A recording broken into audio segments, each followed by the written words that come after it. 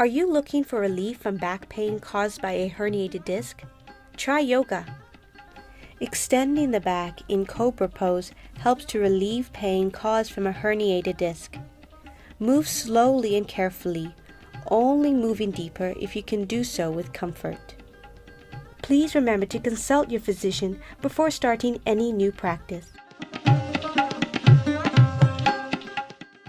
We'll start lying onto the belly. Take the elbows underneath the shoulders. Inhale, lift the chest, and keep the hips and the belly relaxed onto the mat. Now it's important here to see how you feel. If this puts any strain on your lower back, then you can walk the elbows out and then rest the forehead onto the arms. If this feels comfortable, you can take it a step further by bringing the elbows in and lifting the chest. If this feels really good, then you can even come onto the palms and then lift the chest up a little bit more.